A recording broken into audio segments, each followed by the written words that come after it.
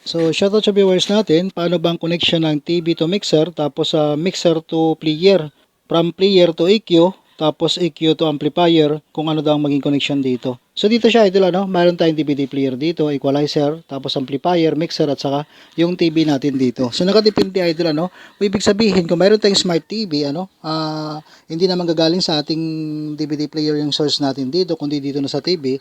So kung balak nyo, idol, bumili ng TV tapos i-connect nyo sa inyong mixer, mas okay, idol, pipiliin nyo yung mga TV na mayroong ganito. May 3.5 output or headset output, ano, dahil dito tayo mag-output ng ating source o dito tayo mag-connect ng ating source papunta rito sa ating mixer. So ganito lang siya, idol, ano. Ang gagawin lang natin dito, kapag mayroong 3.5 output yung ating TV dito, kung ito halimbawa nandito na yung ating source dito, ito lang, gagamit lang tayo ng connector na ganito, 3.5 to dual TS, ano. So mag-output lang tayo dito sa ating TV dito na mayroong 3.5. So kung balak nyo palang bumili, mas pipiliin natin, idol, kapag i-connect natin sa ating mga sound, mas okay na pipiliin natin yung may 3.5 output o headset output sa ating TV dito. So mag-output lang tayo dito, papunta dito sa ating mono input ng ating mixer, 6 and 7. So, lahat ng mixer, idol, mayroong mono input. Dito tayo mag-input yung nagagaling sa ating TV dito. Ayan.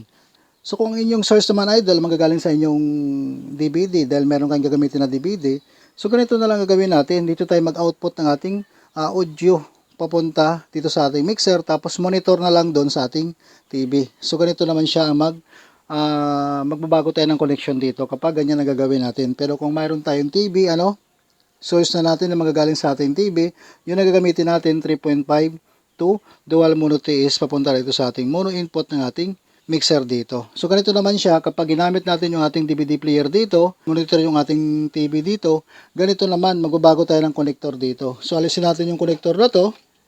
So kahit walang 3.5 output yung TV nyo dito, idol, katulad nito, basta mayroon kayong DVD player, hindi na natin kailangan yung 3.5 output sa ating TV dito. So ganito lang siya, gagamit lang tayo ng audio output dito sa ating DVD player. So gagamit lang tayo ng connector na ganito.